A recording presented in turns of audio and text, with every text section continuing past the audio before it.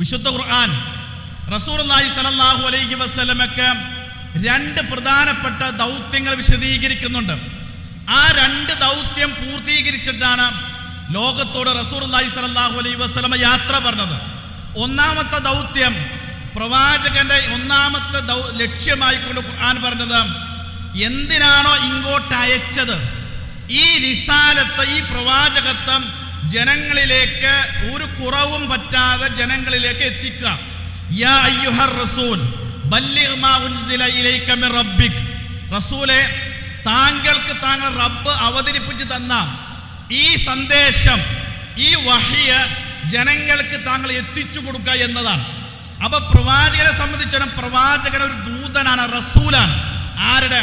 അല്ലാഹു സുബ്ഹാനഹു തആലയുടെ ആശയ ആദർശങ്ങൾ, ആ തൗഹീദ്, ഇസ്ലാമിന്റെ ദർശനം, വിശുദ്ധ ഖുർആൻ ജനങ്ങൾക്ക് എത്തിച്ചു കൊടുക്കേണ്ട ഒരു ബാധ്യത, അത് റസൂലുള്ളാഹി സ്വല്ലല്ലാഹു അലൈഹി വസല്ലമയുടെ ഒന്നാമത്തെ ദൗത്യമാണ്. ഇനി രണ്ടാമത്തെ ദൗത്യം ഖുർആൻ തന്നെ വിശദീകരിക്കുകയാണ്. വഅൻസൽനാ ഇലൈക ദിക്റ, ഈ വേദഗ്രന്ഥം നിനക്ക് നാം ഇറക്കിത്തരുക വഴി നീ ചെയ്യേണ്ട മറ്റൊരു ദൗത്യം കൂടിയുണ്ട്. ലിതുബയ്യിന ലിന്നാസി മാ നുസ്സില ഇലൈഹിം, നിനക്ക് ഞാൻ ഇറക്കി തന്ന, അവതരിപ്പിക്കപ്പെട്ടു തന്ന ഈ വേദഗ്രന്ഥത്തെ നീ തന്നെയാണ് വിശദീകരിക്കേണ്ടത്. അപ്പൊ ഖുർആൻ നബി സല്ലല്ലാഹു അലൈഹി വസല്ലമ കൊണ്ടുവന്ന് തരികയും അത് അവിടെ അവസാനിക്കുന്നില്ല. ഇന്ന് ഹദീസുകൾ വേണ്ട എന്ന് പറയുന്ന ആളുകൾ, ഹദീസുകൾക്ക് നേരെ സംശയം പ്രകടിപ്പിക്കുന്ന ആളുകൾ, യുക്തിക്ക് യോജിക്കുന്നില്ല, മുക്തിക്ക് യോജിക്കുന്നില്ല എന്ന് പറയുന്ന ആളുകൾ, എത്ര വലിയ വിരോധാഭാസമാണ്.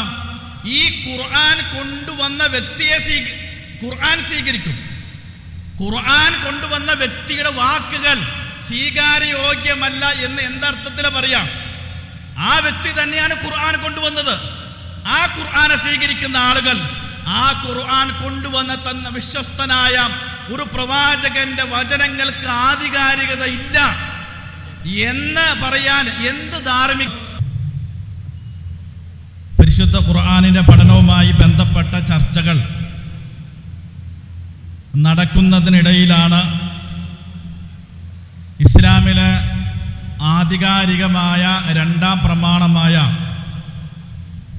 ഹദീസുകളെ കുറിച്ച് നമ്മൾ മനസ്സിലാക്കുന്നത്. ഹദീസുകൾ പ്രമാണം തന്നെ എന്നതാണ് നമ്മുടെ വിഷയം. അത്തരത്തിൽ വിഷയം കൊടുക്കാൻ എന്തെങ്കിലുമൊക്കെ ഒരു കാരണമുണ്ടാകുമെന്ന് ചില ആളുകളെങ്കിലും ശ്രദ്ധിച്ചിട്ടുണ്ടാകും. ഹദീസുകൾ പ്രമാണങ്ങളാണോ എന്നൊക്കെയുള്ള ചില ചിന്തകളും ചർച്ചകളും നമ്മുടെ നാട്ടിൽ വളരെ കാലങ്ങളായി നടന്നുകൊണ്ടിരിക്കുകയാണ്. അതുകൊണ്ട് ഹദീസുകളുടെ ആധികാരികതയെ സംബന്ധിച്ച് ഖുർആൻ പഠിതാക്കൾ എന്ന നിലയിൽ നമുക്ക് നല്ലൊരു ബോധ്യം ആ വിഷയത്തിൽ ഉണ്ടാകേണ്ടതാണ്. ഇസ്ലാമിനെ സംബന്ധിച്ചിടത്തോളം വിശുദ്ധ ഖുർആനിൽ അല്ലാഹു സുബ്ഹാനഹു തആല പറഞ്ഞത്, ഇന്നദ്ദീന ഇൻദല്ലാഹിൽ ഇസ്ലാം, അല്ലാഹുവിൻ്റെ അടുക്കൽ സ്വീകാര്യയോഗ്യമായ മതം അത് ഇസ്ലാം മാത്രമാണ്. ഇസ്ലാം അല്ലാത്ത ഒരു മതത്തെ ആരെങ്കിലും മതമായി സ്വീകരിച്ചാൽ അവരിൽ നിന്ന് അത് സ്വീകരിക്കപ്പെടുകയില്ല എന്ന് വിശുദ്ധ ഖുർആൻ തന്നെ വിശദീകരിക്കുന്നുണ്ട്. അതുകൊണ്ട് അല്ലാഹുവിൻ്റെ മതം ആയതുകൊണ്ട് തന്നെ ആ മതത്തിൻ്റെ സംരക്ഷണവും സുരക്ഷിതത്വവും അല്ലാഹു സുബ്ഹാനഹു തആല നേർക്ക് നേരെ ഏറ്റെടുത്തതാണ്. ഇന്നാ നഹ്നു നസ്സൽന ദിക്റ വ ഇന്നാ ലഹു ലഹാഫിളൂൻ, നാം ആണ് ഈ വേദഗ്രന്ഥത്തെ ഇറക്കിയത്, അതുകൊണ്ട് ഈ വേദഗ്രന്ഥത്തെ നാം തന്നെ അതിനെ സംരക്ഷിക്കുക തന്നെ ചെയ്യുമെന്ന് വിശുദ്ധ ഖുർആൻ ഉണർത്തുന്നത് അത് വിശുദ്ധ ഖുർആനിൻ്റെ മാത്രം സംരക്ഷണമായിട്ടല്ല. വിശുദ്ധ ഖുർആൻ സംരക്ഷിക്കുക എന്ന് പറഞ്ഞാൽ നമ്മുടെ കയ്യിലുള്ള കോപ്പികൾ, മുസ്ഹഫുകൾ ഒരു കേടും കൂടാതെ ഇങ്ങനെ സംരക്ഷിക്കപ്പെടുമെന്ന അർത്ഥത്തിലല്ലല്ലോ. ഖുർആൻ സംരക്ഷിക്കുക വഴി ഖുർആനുമായി ബന്ധപ്പെട്ട ഇസ്ലാമിൻ്റെ മുഴുവൻ ആശയങ്ങളും സംരക്ഷിക്കപ്പെടുമെന്നുള്ളത് ഉറപ്പാണ്. അപ്പൊ ഇസ്ലാമിൻ്റെ ആധികാരിക പ്രമാണമായ വിശുദ്ധ ഖുർആൻ സംരക്ഷിക്കപ്പെടും.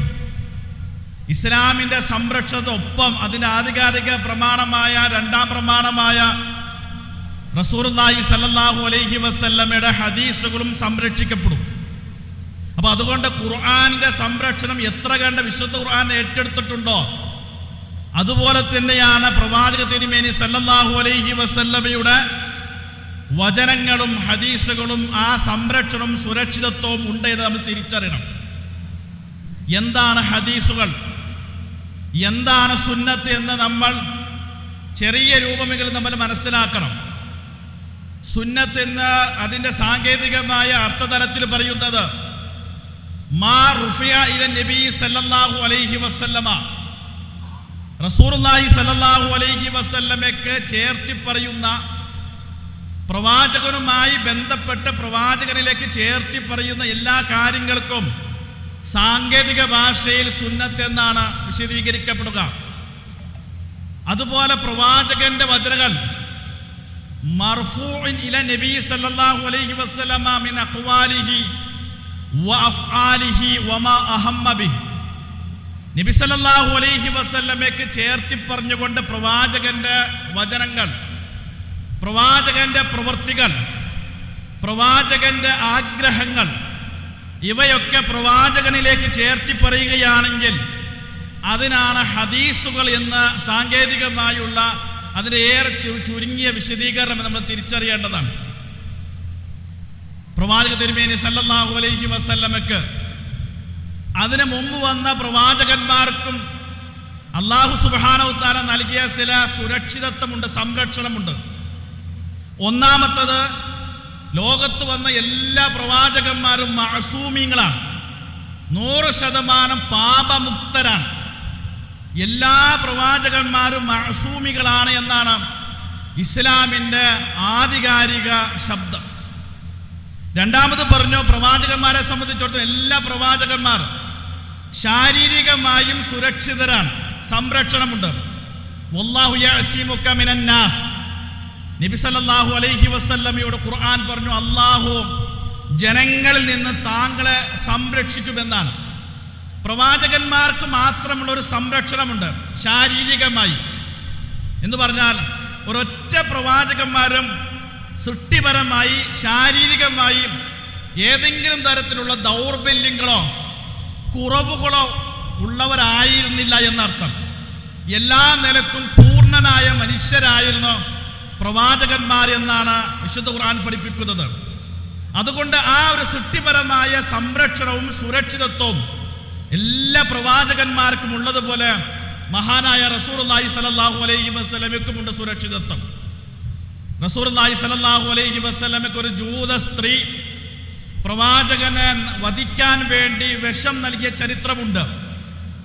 അത് മനുഷ്യ പ്രകൃതി എന്ന നിലയിൽ പ്രവാചകന്റെ വയറിന്റെ ഉള്ളിൽ ആ വിഷം ചെന്നു. പക്ഷേ ആ വിഷത്തിന്റെ പരിക്കേൽക്കാതെ പ്രവാചകന്റെ ജീവിതാവസാനം വരെ പ്രവാചകനെ അല്ലാഹു സുബ്ഹാനഹു തആല സംരക്ഷിച്ചു. ആ വിഷത്തിന്റെ അംശം ഉള്ളിൽ നിലനിൽക്കുകയാണ്. ആ വിഷത്തിന്റെ ഒരു പരിക്ക് പോലും പ്രവാചകനെ ഏൽക്കാതെ അവസാനത്തെ ശ്വാസത്തിലാണ് റസൂലുള്ളാഹി സല്ലല്ലാഹു അലൈഹി വസല്ലമ പറഞ്ഞത്, ആയിഷ, അന്ന് ആ ജൂത സ്ത്രീ തന്ന വിഷം ഇപ്പോഴാണ് എൻ്റെ ശരീരത്തിൽ പ്രവർത്തിക്കാൻ തുടങ്ങിയത് എന്ന് പറയുന്നുണ്ട്. അതിനർത്ഥം അത്തരത്തിലുള്ള ഒരു പരിക്കുമേൽക്കാതെ പ്രവാചകനെ അല്ലാഹു സുബ്ഹാനഹു തആല സംരക്ഷിച്ചു എന്നുള്ളതാണ്. മൂന്നാമത്തെ സുരക്ഷിതത്വം പ്രവാചകനുള്ളത് പ്രവാചകന്റെ ദൗത്യവുമായി ബന്ധപ്പെട്ടിട്ടാണ്. അത് ഖുർആൻ വളരെ ആധികാരികമായി പറഞ്ഞു, വമാ യൻതിഖു അനിൽ ഹവ ഇൻ ഹുവ ഇല്ലാ വഹ്യുൻ യൂഹാ. പ്രവാചക തിരുമേനി സല്ലല്ലാഹു അലൈഹി വസല്ലമ ഒരു കാര്യത്തിലും സ്വന്തം ഇഷ്ടപ്രകാരം സംസാരിക്കില്ല, സ്വന്തം ഇഷ്ടപ്രകാരം അഭിപ്രായം പറയില്ല, സ്വന്തം ഇഷ്ടപ്രകാരം ഒരു തീരുമാനമെടുക്കുകയില്ല. പ്രവാചകന്റെ സംസാരങ്ങൾ, പ്രവാചകന്റെ പ്രവർത്തനങ്ങൾ, പ്രവാചകന്റെ അഭിപ്രായങ്ങൾ, പ്രവാചകന്റെ തീരുമാനങ്ങൾ, പ്രവാചകൻ ഇടപെടുന്ന എല്ലാ മേഖലകളും 100% വഹീന്റെ അടിസ്ഥാനത്തിലായിരിക്കുമെന്നാണ്. അതുകൊണ്ട് ഈ നിലക്കുള്ള ദൗത്യവുമായി പ്രവാചകന്റെ ബിഅ്സത്തുമായി ബന്ധപ്പെട്ട സംരക്ഷണം അത് പ്രവാചകന്മാർക്ക് മാത്രമേ ഉള്ളൂ എന്നാണ് ഖുർആൻ പഠിപ്പിച്ചത്. മറ്റൊരു സംരക്ഷണം കൂടി ഹദീസുകളിൽ കാണാം. അതെന്താണ്? റസൂലുള്ളാഹി സ്വല്ലല്ലാഹു അലൈഹി വസല്ലമ പറഞ്ഞു, ഇന്നല്ലാഹ ഹറമ അലൽ അർളി അജ്സാദൽ അംബിയാഇ, പ്രവാചകന്മാർ ഖബറടക്കപ്പെട്ടാൽ അവരുടെ ശരീരം മണ്ണിനോട് വിരോധിക്കപ്പെട്ടിരിക്കുന്നു എന്നാണ്. സാധാരണ മനുഷ്യരുടെ ശരീരം മണ്ണിനോട് അലിഞ്ഞു ചേരുന്നത് പോലെ പ്രവാചകന്മാരുടെ ശരീരം മണ്ണിനോട് അലിഞ്ഞു ചേരാതെ ആ പ്രവാചകന്മാരുടെ ശരീരത്തോടു കൂടി ഖബറിൽ അവശേഷിക്കുമെന്നാണ് റസൂലുള്ളാഹി സ്വല്ലല്ലാഹു അലൈഹി വസല്ലമ പഠിപ്പിച്ചത്. ആ നിലക്ക് ഇത്രത്തോളം സുരക്ഷിതത്വം സംരക്ഷണമുള്ള ഒരു വ്യക്തിയാണ് റസൂലുള്ളാഹി സ്വല്ലല്ലാഹു അലൈഹി വസല്ലമ. അതുകൊണ്ട് പ്രവാചകന്റെ ദൗത്യമായി യാതൊരു നിലക്കുമുള്ള ഒരു കേടുപാടുകളും പറ്റാതെ വഹീന്റെ അടിത്തട്ടിൽ മാത്രം റസൂലുള്ള സംസാരിച്ചത് കൊണ്ടാണ് റസൂലുള്ളാഹി സ്വല്ലല്ലാഹു അലൈഹി വസല്ലമയുടെ വചനങ്ങൾക്കും അഭിപ്രായങ്ങൾക്കും തീരുമാനങ്ങൾക്കും ഇത്ര ആധികാരികത നമ്മൾ കൽപ്പിക്കാൻ കാരണം. വിശുദ്ധ ഖുർആൻ റസൂലുള്ളാഹി സ്വല്ലല്ലാഹു അലൈഹി വസല്ലമക്ക് രണ്ട് പ്രധാനപ്പെട്ട ദൗത്യങ്ങൾ വിശദീകരിക്കുന്നുണ്ട്. ആ രണ്ട് ദൗത്യം പൂർത്തീകരിച്ചിട്ടാണ് ലോകത്തോട് റസൂലുള്ളാഹി സ്വല്ലല്ലാഹു അലൈഹി വസല്ലമ യാത്ര പറഞ്ഞത്. ഒന്നാമത്തെ ദൗത്യം, പ്രവാചകന്റെ ഒന്നാമത്തെ ലക്ഷ്യമായിക്കൊണ്ട് ഖുർആൻ പറഞ്ഞത്, എന്തിനാണോ ഇങ്ങോട്ട് അയച്ചത് ഈ റിസാലത്ത്, ഈ പ്രവാചകത്വം ജനങ്ങളിലേക്ക് ഒരു കുറവും പറ്റാതെ ജനങ്ങളിലേക്ക് എത്തിക്കുക. യാ അയ്യുഹർ റസൂൽ ബല്ലിഗ് മാ ഉൻസില ഇലൈക മിർ റബ്ബിക്, റസൂലേ താങ്കൾക്ക് താങ്കൾ റബ്ബ് അവതരിപ്പിച്ചു തന്ന ഈ സന്ദേശം, ഈ വഹ്യ് ജനങ്ങൾക്ക് താങ്കൾ എത്തിച്ചു കൊടുക്കുക എന്നതാണ്. അപ്പൊ പ്രവാചകനെ സംബന്ധിച്ചിടത്തോളം പ്രവാചകൻ ഒരു ദൂതനാണ്, റസൂലാണ്. ആരുടെ? അല്ലാഹു സുബ്ഹാനഹു തആലയുടെ ആശയ ആദർശങ്ങൾ, ആ തൗഹീദ്, ഇസ്ലാമിന്റെ ദർശനം, വിശുദ്ധ ഖുർആൻ ജനങ്ങൾക്ക് എത്തിച്ചു കൊടുക്കേണ്ട ഒരു ബാധ്യത അത് റസൂലുള്ളാഹി സ്വല്ലല്ലാഹു അലൈഹി വസല്ലമയുടെ ഒന്നാമത്തെ ദൗത്യമാണ്. ഇനി രണ്ടാമത്തെ ദൗത്യം ഖുർആൻ തന്നെ വിശദീകരിക്കുകയാണ്. വഅൻസൽനാ ഇലൈക ദിക്റ, ഈ വേദഗ്രന്ഥം നിനക്ക് നാം ഇറക്കിത്തരുക വഴി നീ ചെയ്യേണ്ട മറ്റൊരു ദൗത്യം കൂടിയുണ്ട്. ലിതുബയ്യിന ലിന്നാസി മാ നുസ്സില ഇലൈഹിം, നിനക്ക് ഞാൻ ഇറക്കിത്തന്ന അവതരിപ്പിക്കപ്പെട്ടു തന്ന ഈ വേദഗ്രന്ഥത്തെ നീ തന്നെയാണ് വിശദീകരിക്കേണ്ടത്.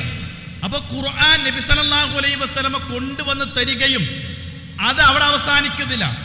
ഇന്ന് ഹദീസുകൾ വേണ്ട എന്ന് പറയുന്ന ആളുകൾ, ഹദീസുകൾക്ക് നേരെ സംശയം പ്രകടിപ്പിക്കുന്ന ആളുകൾ, യുക്തിക്ക് യോജിക്കുന്നില്ല, ബുദ്ധിക്ക് യോജിക്കുന്നില്ല എന്ന് പറയുന്ന ആളുകൾ, എത്ര വലിയ വിരോധാഭാസമാണ്. ഈ ഖുർആൻ കൊണ്ടുവന്ന വ്യക്തിയെ ഖുർആൻ സ്വീകരിക്കും. ഖുർആൻ കൊണ്ടുവന്ന വ്യക്തിയുടെ വാക്കുകൾ സ്വീകാര്യോഗ്യമല്ല എന്ന് എന്തർത്ഥത്തിൽ പറയാം? ആ വ്യക്തി തന്നെയാണ് ഖുർആൻ കൊണ്ടുവന്നത്. ആ ഖുർആനെ സ്വീകരിക്കുന്ന ആളുകൾ, ആ ഖുർആൻ കൊണ്ടുവന്ന തന്ന വിശ്വസ്തനായ ഒരു പ്രവാചകന്റെ വചനങ്ങൾക്ക് ആധികാരികത ഇല്ല എന്ന് പറയാൻ എന്ത് ധാർമ്മികത ഈ ആളുകൾക്കുള്ളത്? അപ്പൊ ഖുർആൻ വിശദീകരിക്കേണ്ട ചുമതല ഖുർആൻ ഒന്നുകൂടി പറഞ്ഞു, സുമ്മ ഇന്ന അലൈന ബയാനഹും, റസൂലേ ഈ ഖുർആൻ വിശദീകരിക്കേണ്ട ധാർമ്മിക ബാധ്യത എനിക്കാണ്. അല്ലാഹു സുബ്ഹാനഹു തആല നബിക്ക് വിശദീകരണം പറഞ്ഞു കൊടുക്കും. ആ വിശദീകരണം നബി സല്ലല്ലാഹു അലൈഹി വസല്ലമ ജനങ്ങൾക്ക് പറഞ്ഞു കൊടുക്കും. ഹദീസുകൾ എന്ന് പറഞ്ഞാൽ 100% ഖുർആനിലെ വിശദീകരണങ്ങളാണ്.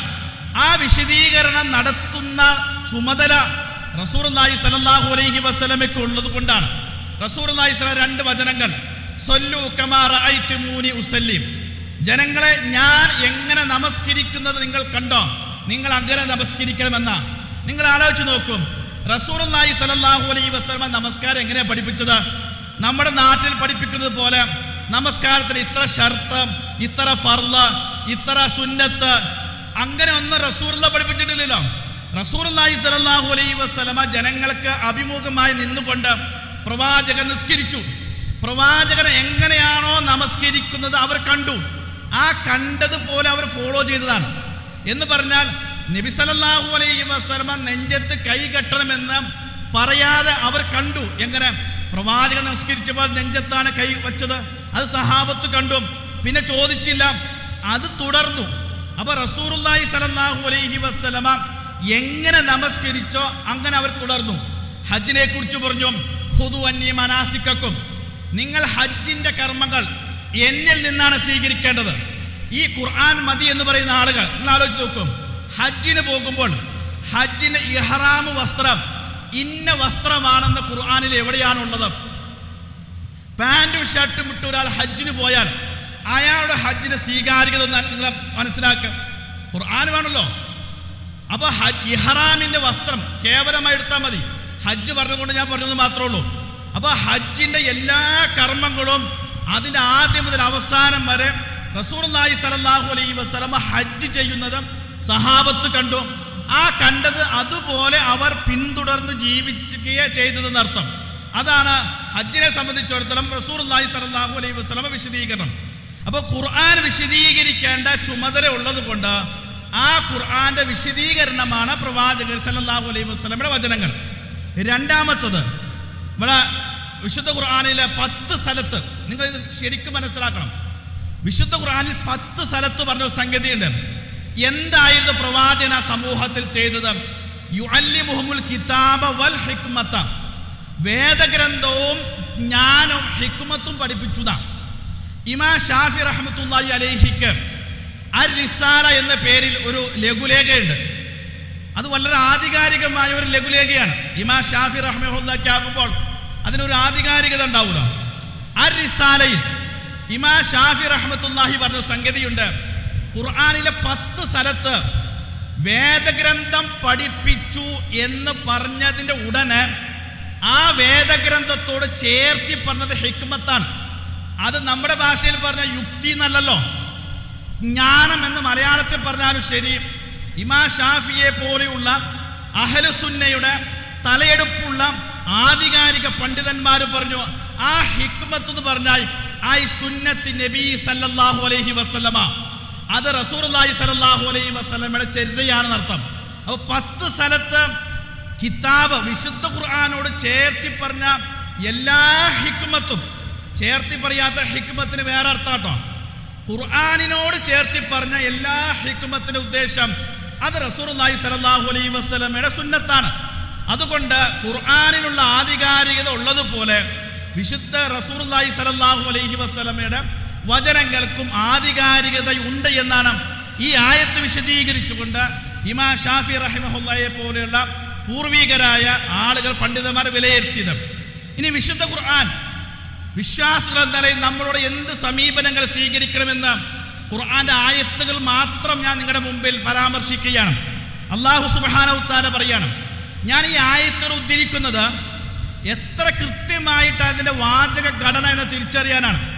യാ അയ്യുഹല്ലദീന ആമനു, അല്ലയോ സത്യവിശ്വാസികളെ, അത്തീഉല്ലാഹ വ അത്തീഉർ റസൂല, നിങ്ങൾ അല്ലാഹുവിനെ അനുസരിക്കണം, റസൂലുള്ളാഹി സ്വല്ലല്ലാഹു അലൈഹി വസല്ലമയെ അനുസരിക്കണം. ഇവിടെ 2 സ്ഥലത്താണ് അത്തീഉ എന്ന പ്രയോഗം നടത്തിയത്. അത്തീഉല്ലാഹ, നിങ്ങൾ അല്ലാഹുവിനെ അനുസരിക്കണം എന്ന് പറഞ്ഞതിന് ശേഷം റസൂലുള്ളാഹി സ്വല്ലല്ലാഹു അലൈഹി വസല്ലമയെ അനുസരിക്കണം എന്ന് പറഞ്ഞാൽ വ റസൂല എന്ന് പറഞ്ഞാൽ മതി. പിന്നെ അത്തീഉ എന്ന അറബി പദം ചേർക്കേണ്ടതില്ല. പക്ഷെ വിശുദ്ധ ഖുർആൻ ഇവിടെ എന്താ നടത്തിയത്? അത്തീഉല്ലാഹ, നിങ്ങൾ അല്ലാഹുവിനെ അനുസരിക്കുക തന്നെ ചെയ്യണം. വ അത്തീഉർ റസൂല, റസൂലുള്ളാഹി സ്വല്ലല്ലാഹു അലൈഹി വസല്ലമയെ അനുസരിക്കണം എന്നാണ്. അപ്പൊ ഈ 2 മുഖാറനത്തുൽ ഇത്താഅ എന്ന് പറയാം.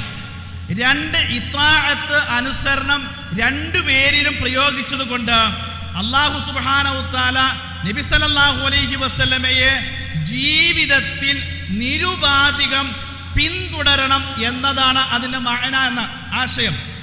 ഖുർആൻ മറ്റൊരു സ്ഥലത്ത് ഉപയോഗിച്ചു, യാ അയ്യുഹല്ലദീന ആമനു അത്തീഉല്ലാഹ വ റസൂലഹു, നിങ്ങൾ അല്ലാഹുവിനെ അനുസരിക്കണം, റസൂലിനെയും അനുസരിക്കണം. അപ്പൊ വിശുദ്ധ ഖുർആൻ റസൂലുള്ളാഹി സ്വല്ലല്ലാഹു അലൈഹി വസല്ലമയെ അനുസരിക്കണമെന്ന പറയാൻ വേണ്ടി ഖുർആൻ ഉപയോഗിച്ച വാചക ഘടന തന്നെ റസൂലുള്ളാഹി സ്വല്ലല്ലാഹു അലൈഹി വസല്ലമ എല്ലാ നിലക്കും നിരുപാധികം അനുസരിക്കപ്പെടേണ്ടവനാണ്. പ്രവാചകന്റെ വചനങ്ങൾ നിരുപാധികം സ്വീകരിക്കപ്പെടേണ്ടതാണ് എന്ന ആശയം ഈ ആയത്തിൽ തന്നെ കിട്ടുമെന്നർത്ഥം. ഇനി മറ്റൊരായത്ത് നോക്കും, മയുത്തിഇർ റസൂല ഫഖദ് അതാ അല്ലാഹ്. ഇവിടെ ആദ്യത്തെ 2 ആയത്തിൽ അള്ളാഹുവിനെ അനുസരിക്കണമെന്നാണ് ആദ്യം പറഞ്ഞത്. അതിന്റെ മുൻഗണന അങ്ങനെയാണ്. അള്ളാഹുവിന്റെ പേര് പറഞ്ഞതിന് ശേഷമല്ലേ റസൂലുള്ളാഹി സ്വല്ലല്ലാഹു അലൈഹി വസല്ലമയുടെ പേര് പറയാൻ പാടുള്ളൂ. പക്ഷെ ഈ ആയത്ത് നോക്കും, മയുത്തിഇർ റസൂൽ, ആര് റസൂലിനെ അനുസരിച്ചുവോ ഫഖദ് അതാ അല്ലാഹ്, അവൻ സത്യത്തിൽ അള്ളാഹുവിനെ അനുസരിച്ചു എന്ന. ഇവിടെ അള്ളാഹുവിന്റെ അനുസരണത്തിന് മുമ്പ് റസൂലുള്ളാഹി സ്വല്ലല്ലാഹു അലൈഹി വസല്ലമയുടെ അനുസരണത്തെ മുൻഗണന കൊടുത്തു എന്നർത്ഥം. എന്തിനാ? എല്ലാ മുഫസ്സിറുകളും പറഞ്ഞു അതിന്റെ ഗൗരവം തിരിച്ചറിയാനാണ്. ഏത് സൂറത്തുൽ ബഖറയിൽ ഒരു ആയത്തുണ്ട്. ഇതൊരു വൈജ്ഞാനികമായ വലിയ ചർച്ച ഒന്നല്ല കേട്ടോ. ഒരു ഉദാഹരണം പറയാം. വൈദിബ്തല ഇബ്രാഹീമ റബ്ബുഹു എന്നാണ്. ഇബ്രാഹീമിനെ റബ്ബ് പരീക്ഷിച്ചു എന്നാണ് ആയത്ത്. ശരിക്കും അള്ളാഹുവിന്റെ ചര്യ അനുസരിച്ച് അള്ളാഹു ഇബ്രാഹിം നബിയെ പരീക്ഷിച്ചു എന്നാ പറയേണ്ടത്. ഇവിടെ പറഞ്ഞതാ വൈദിബ്തല ഇബ്രാഹീമ, ഇബ്രാഹീമിനെ പരീക്ഷിച്ചു റബ്ബുഹു, റബ്ബ്. അപ്പൊ എന്തിനാ ഇബ്രാഹിം നബി ആദ്യം കൊണ്ടുവന്നത്? ആ പരീക്ഷണത്തിന്റെ കാഠിന്യം സൂചിപ്പിക്കാനാണെന്നാണ്. മനസ്സിലായോ? ആ പദപ്രയോഗം അത്രയും തീക്ഷണമായ പരീക്ഷണങ്ങൾ അനുഭവിച്ചു എന്നത് കാണിക്കാനാണ് ഇബ്രാഹിം നബിയുടെ പേര് ആദ്യം കൊണ്ടുവന്നതെന്നാണ്. അതുകൊണ്ടാണ് വിശുദ്ധ ഖുർആന്റെ ചില പ്രയോഗങ്ങൾ, വിശുദ്ധ ഖുർആനിന്റെ ഈ ഖുർആൻ പഠിക്കുന്ന ആളുകൾ എന്ന നിലയിൽ നമ്മൾ കേവലമായ ആയത്തുകൾ ഇങ്ങനെ പഠിച്ചുകൊണ്ട് മാത്രമായില്ല, അതിൻ്റെ പദപ്രയോഗങ്ങൾക്ക് എത്ര അത്ഭുതം ഉണ്ടെന്ന് അറിയാമോ? അത് പിന്നീട് നമുക്ക് വിശാലമായി പഠിക്കേണ്ട മേഖലകളാണ്. അറബി ഭാഷയുടെ ഏറ്റവും വലിയ സൗന്ദര്യത്തിന്റെ ഭാഗമാണ് വിശുദ്ധ ഖുർആൻ. അപ്പൊ ഇവിടെ റസൂലിനെ ആദ്യം കൊണ്ടുവരിക വഴി നമുക്കൊരു കാര്യം ബോധ്യപ്പെട്ടു. റസൂലുള്ളാഹി സ്വല്ലല്ലാഹു അലൈഹി വസല്ലമയുടെ ജീവിതത്തിൽ എല്ലാ നിലക്കും നിരുപാധികം സ്വീകരിക്കപ്പെടേണ്ട ഒരു വ്യക്തിയാണെന്ന്. അതാ പറഞ്ഞതിന്റെ അർത്ഥം. വമാ ആതാകുമുർ റസൂലു ഫഖുദൂഹു വമാ നഹാകും അൻഹു ഫൻതുഹു. റസൂൽ നിങ്ങൾക്ക് എന്തെല്ലാം കൊണ്ടുവന്നിട്ടുണ്ടോ നിങ്ങളത് സ്വീകരിച്ചിരിക്കണം. റസൂൽ കൊണ്ടുവന്നത് നിങ്ങൾ സ്വീകരിച്ചിരിക്കണം എന്നാ. ഖേദകരമെന്ന് പറഞ്ഞ നമ്മള് സുന്നത്ത് എന്ന് പറഞ്ഞാൽ എടുത്താൽ കൂലിയുള്ളതും എടുത്തില്ലെങ്കിൽ ശിക്ഷയില്ലാത്തതും ആ സുന്നത്തല്ല ഈ സുന്നത്ത്. അത് ഫിഖ്ഹി പണ്ഡിതന്മാർ ഓരോ വിഷയങ്ങളും ചർച്ച ചെയ്യാൻ വേണ്ടി സാങ്കേതികമായി കണ്ടെത്തിയ ഒരു ടെക്നിക്കൽ വേർഡ് മാത്രം ആ സുന്നത്ത്. അത് ഫിഖ്ഹി സുന്നത്താണ്. ഇത് നമ്മൾ ചർച്ച ചെയ്യുന്ന സുന്നത്ത് എന്ന് പറഞ്ഞാൽ അഷ്ഹദു അന്ന മുഹമ്മദ് റസൂലുള്ളാഹ്, മുഹമ്മദ് നബി സല്ലല്ലാഹു അലൈഹി വസല്ലമ അള്ളാഹുവിന്റെ റസൂലാണ് എന്നതിന്റെ തെളിവായി പറയുന്ന സുന്നത്തിനെയാണ് നമ്മൾ പറയുന്നതെന്ന് അർത്ഥം. ആ സുന്നത്തിലോ നമ്മൾ സ്വീകരിച്ചേ പറ്റൂ. വമാ കാന ലിമുഅ്മിനിൻ വലാ മുഅ്മിനത്തിൻ, ഒരു വിശ്വാസിക്കും വിശ്വാസിനിക്കും ഒരു നിലക്കുമുള്ള ഓപ്ഷൻ, ചോയ്സ് ഇല്ല. ഇത് കേട്ടോ, നിങ്ങൾക്ക് ജീവിതത്തിൽ ഓപ്ഷൻ ഇല്ലാത്ത, ചോയ്സ് ഇല്ലാത്തൊരു വിഷയം അല്ല പറയാം. എന്താ വിഷയം? ഇദാ ഖലല്ലാഹു വറസൂലുഹു അംറൻ, അല്ലാഹുവും റസൂലും ഒരു കാര്യം കൽപ്പിച്ചാൽ പിന്നെ നിങ്ങൾക്ക് ചോയ്സ് ഇല്ലാന്ന്. അയകൂന ലഹുമുൽ ഖിയറതു മിൻ അംരിഹിം, ഈ രണ്ടുപേരുടെയും കാര്യത്തിൽ ഇഷ്ടമുള്ളത് തിരഞ്ഞെടുക്കുവാനുള്ള ചോയ്സ് നിങ്ങൾക്കില്ല. അപ്പൊ നമുക്ക് ജീവിതത്തിൽ മതപരമായി ചോയ്സ് ഇല്ലാത്ത ഒരു വിഷയം ഏതാണ്? അള്ളാഹും റസൂലും ഒരു വിഷയം പറഞ്ഞാൽ ഞാൻ അത് സ്വീകരിക്കുകയില്ല, അത് ഹദീസുകളാണല്ലോ, ഞാൻ ഖുർആനിൽ മാത്രമേ സ്വീകരിക്കുകയുള്ളൂ, അങ്ങനെ പറയാനുള്ള ചോയ്സ് നിങ്ങൾക്കില്ല. വമാകാന, നിങ്ങൾക്ക് അനുവദനീയമല്ല എന്നാണ്. അറബി ഗ്രാമർ പ്രകാരം നഫിയ ഒരു പദത്തിന്റെ ആദ്യത്തിൽ നിഷേധത്തിന്റെ ക്രിയ വന്നാലുള്ള അർത്ഥം എന്താണെന്നറിയാവോ? ഒരു നിലക്കും നിങ്ങൾക്ക് അനുവദനീയമല്ല എന്നതിന്റെ അർത്ഥം. അപ്പൊ ചോയ്സ് ഇല്ലാത്ത വിഷയമാണ്. അള്ളാഹും റസൂലും പറഞ്ഞാൽ സ്വീകരിച്ചേ പറ്റൂ, എടുത്തേ പറ്റൂന്ന്. ഫഇൻ തനാസഅതും ഫീ ഷൈഇൻ, ഇനി നിങ്ങൾക്കിടയിൽ ഒരു അഭിപ്രായ വ്യത്യാസം ഉണ്ടായാൽ നിങ്ങൾ എന്ത് ചെയ്യണം? ഫറുദ്ദൂഹു, ആ അഭിപ്രായത്തെ നിങ്ങൾ മടക്കണം. ഇലല്ലാഹി വറസൂൽ, അള്ളാഹുവിലേക്കും മടക്കണം, റസൂലിലേക്കും മടക്കണം. ഇത് അള്ളാഹുവിലേക്ക് മടക്കാൻ പറഞ്ഞാൽ ഏത് മനുഷ്യനും അംഗീകരിക്കും, അത് ഖുർആനാണെന്ന്. നീ റസൂലിലേക്ക് മടക്കാനാണെങ്കിൽ ജീവിതകാലത്ത് നബി അവിടെ ജീവിച്ചിരിപ്പുണ്ട്, അത് നേർക്ക് നേരെ ചെല്ലാം. നബി സല്ലല്ലാഹു അലൈഹി വസല്ലം ഇല്ലാത്ത കാലഘട്ടത്തോ നമ്മൾ എങ്ങനെ മടക്കും? ഏത് മനുഷ്യനും അറിയാം അത് റസൂലുള്ളാഹിന്റെ ചര്യയിലേക്ക് മടക്കുക എന്നർത്ഥം. അപ്പൊ ഏത് വിഷയത്തിന്റെ അഭിപ്രായത്തിൽ തീരുമാനമെടുക്കാൻ നമുക്ക് ആശ്രയിക്കാൻ പറ്റിയ സോഴ്സുകൾ ഏതൊക്കെയാണ്? അത് ഖുർആനാണ്, അത് ഹദീസാണ്, പ്രവാചകന്റെ ചര്യകളാണെന്ന് അർത്ഥം. റസൂലുള്ളാഹി സ്വല്ലല്ലാഹു അലൈഹി വസല്ലം പറഞ്ഞു, തറക്തു ഫീകും അംറൈൻ ലൻ തദില്ലു മാ തമസ്സക്തു ബിഹിമാ. രണ്ട് കാര്യങ്ങൾ റസൂലുള്ള ലോകത്തോട് വിട പറയുമ്പോൾ രണ്ട് കാര്യം ഒന്നേ പിടിച്ചിട്ടല്ല പോയത്. രണ്ട് കാര്യം ഏൽപ്പിച്ചിട്ടാ പോയത്. അതെന്താ? ഒന്ന് കിതാബ് അല്ലാഹ്, ഒന്ന് അല്ലാഹുവിന്റെ പരിശുദ്ധമായ വേദഗ്രന്ഥം, വസുന്നത്ത നബി സല്ലല്ലാഹു അലൈഹി വസല്ലമ, റസൂലുള്ളാഹി സ്വല്ലല്ലാഹു അലൈഹി വസല്ലം. ഇത് രണ്ടും ഏൽപ്പിച്ചിട്ടാ പോയത്. ഇത് ഏൽപ്പിച്ച നമ്മൾ ഇത് ഒന്നേ സ്വീകരിക്കുള്ളൂ എന്ന് പറഞ്ഞാൽ റസൂലിനെ സ്വീകരിച്ചു എന്ന് തള്ളിയതിന്റെ അർത്ഥം. ഞാൻ ഒന്നേ സ്വീകരിക്കുള്ളൂ എന്ന് പറഞ്ഞാൽ റസൂല് കയ്യിൽ വെച്ചോ എന്ന് പറഞ്ഞ രണ്ട് കാര്യത്തിൽ രണ്ടും സ്വീകരിച്ചാലല്ലേ വിശ്വാസിയാവുള്ളൂ, മുസ്ലിം ആകാൻ. അപ്പൊ അത് രണ്ടും സ്വീകരിക്കൽ ബാധ്യതയാണെന്ന് അർത്ഥം. റസൂലുള്ളാഹി സ്വല്ലല്ലാഹു അലൈഹി വസല്ലം പറഞ്ഞ മറ്റൊരു വചനം, ഊതീതുൽ ഖുർആന, നിങ്ങൾ അറിയണം, ഊതീതുൽ ഖുർആന വമിസ്ലഹു മഅഹു, എനിക്ക് ഖുർആൻ അവതരിക്കപ്പെട്ടു തത്തുല്യമായ മറ്റൊന്നും കൂടി എനിക്ക് കിട്ടിയതാ. അപ്പൊ നബിക്ക് ഒരു കാര്യം ഉറപ്പാട്ടാണ്, റസൂലുള്ളാഹി സ്വല്ലല്ലാഹു അലൈഹി വസല്ലമക്ക് വിശുദ്ധ ഖുർആൻ അല്ലാത്ത വഹി വന്നിട്ടുണ്ട്, അത് സംശയമില്ലല്ലോ.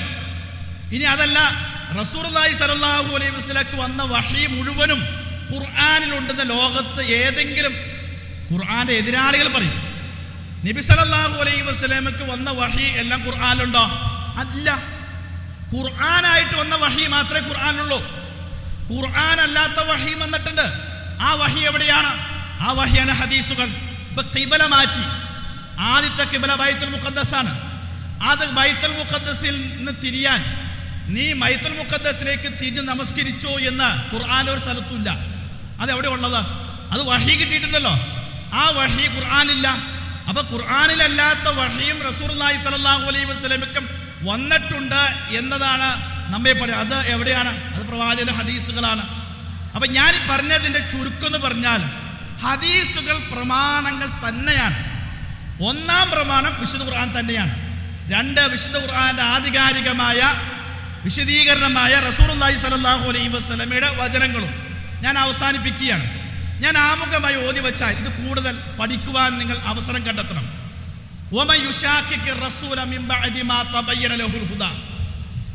സത്യം ഇന്നതാണെന്ന് ബോധ്യപ്പെട്ടതിന് ശേഷം ആരെങ്കിലും സത്യവിശ്വാസികളുടെ മാർഗമല്ലാത്ത ഒരു മാർഗം തെരഞ്ഞെടുത്താൽ, ഇന്നത് ഹക്കാണ്, ഇതാണ് ശരി എന്ന് ബോധ്യപ്പെട്ടതിന് ശേഷം ഈ മാർഗമല്ലാത്ത മറ്റൊരു മാർഗം തെരഞ്ഞെടുത്താൽ നുവല്ലിഹി മാ തവല്ല, അവൻ എങ്ങോട്ടാണ് പോകുന്നത് അങ്ങോട്ട് ഞാൻ വഴി നടത്തും. വനുസ്ലിഹി ജഹന്നമ വസാഅത്തു മസീറ, ആ പോക്ക് അവസാനിക്കുക നരകത്തിലേക്കായിരിക്കും അർത്ഥം. അപ്പൊ നമ്മൾക്ക് ചിലപ്പോൾ ഒരു ഭംഗിയായിട്ടൊക്കെ തോന്നും സംഗതി, പക്ഷെ ആ ചിന്ത നമ്മളെ എവിടെ എത്തിക്കും? നരകത്തിലേക്ക് എത്തിക്കും എന്നർത്ഥം. ഞാൻ ഇപ്പൊ എടവണക്കാടാണല്ലോ, ഈ ഹദീസ് വിഷയത്തിൽ പ്രത്യേകിച്ച് കൊച്ചിയെ സംബന്ധിച്ചിടത്തോളം നമ്മൾ മഹാസൗഭാഗ്യം ചെയ്തുള്ളവരാണ്. ലോകാടിസ്ഥാനത്തിൽ ഇത് പറയുമ്പോൾ ഒരു വൈകാരിക രംഗം കൂടി നമ്മൾ ഓർത്തെടുക്കേണ്ടതുണ്ട്. ലോകാടിസ്ഥാനത്തിൽ ഹദീസുകൾക്കെതിരെ ആളുകൾ രംഗത്ത് വന്നപ്പോൾ അതിനെതിരെ ശക്തമായി പ്രതികരിച്ചത് സലഫി പണ്ഡിതന്മാരായിരുന്നു. നിങ്ങൾക്കറിയാം, 1973 2024 51 കൊല്ലം മുമ്പ് കേരളത്തിൽ ഹദീസ് നിഷേധത്തിനെതിരെ പുസ്തകമെഴുതിയ ആധികാരിക പ്രസ്ഥാനമാണ് കേരള നദവത്തുൽ മുജാഹിദീൻ. നിങ്ങൾക്കറിയുമോ? 1973 51 കൊല്ലായി. ആ പുസ്തകം ഒരു വിവർത്തനമാണ്. ഡമസ്കസിലെ പ്രസിദ്ധ പണ്ഡിതനായ ഡോക്ടർ മുസ്തഫ സിബാഇയുടെ അസുന്നത്തു വ മക്കാനത്തുഹാ ഫി തശ്രീഇൽ ഇസ്ലാമി എന്നൊരു പുസ്തകമുണ്ട്. ഈ പുസ്തകം കയ്യിലുള്ളവരൊന്ന് കൈപൊക്കി. ഒരു മുജാഹിദ് പ്രവർത്തകന്റെ വീട്ടിൽ ഉണ്ടാകേണ്ട ഒരു പുസ്തകമാണ് ഈ പുസ്തകം. ഇതൊരു മർഹൂം മുഹമ്മദ് അമാനി മൗലവി വിവർത്തനം ചെയ്ത പുസ്തകമാണ്. എന്നാണ് 1973. ഞാനത് പറയാൻ കാരണം, ആ പുസ്തകത്തിൻ്റെ ഈ കൊച്ചിയുമായി നമുക്കൊരു ബന്ധമുണ്ട്. ആ പുസ്തകത്തിൻ്റെ മുഖവുരയിൽ അമാനി മൗലവി പറയുന്നൊരു വാചകം കേട്ടോ, കൊച്ചിക്കാർ പ്രത്യേകിച്ച്.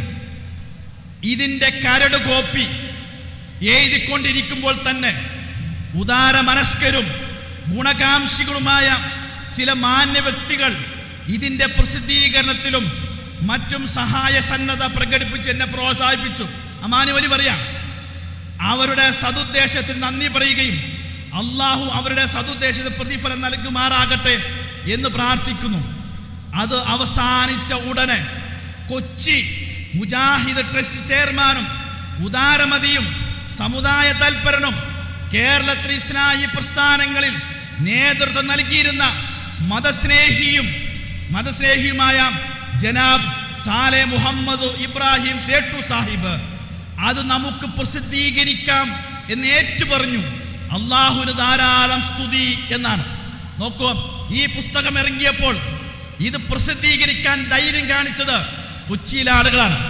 മർഹൂം ജനാബ് സാലെ സേട്ടുവാണ് അതിൻ്റെ പണം മുഴുവൻ വിനിയോഗിച്ചുകൊണ്ട് ഇന്നും അതിൻ്റെ ആധികാരിക ഗ്രന്ഥമായി നിലനിൽക്കുകയാണ്. ഞാൻ പറഞ്ഞത് നമുക്കൊരു ദൗത്യമുണ്ട്. അതുകൊണ്ട് ഹദീസുകൾക്കെതിരെ സംശയം പ്രകടിപ്പിക്കുന്നവരോടൊക്കെ പറയാനുള്ളത് ഒരു വർത്തമാനമുള്ളൂ. നിങ്ങൾ പ്രകടിപ്പിക്കുന്ന ഏത് സംശയത്തിനും ആരോഗ്യപരമായി പ്രമാണബന്ധിത നേരിടാൻ മുജാഹിദ് പ്രസ്ഥാനം തയ്യാറാണ്.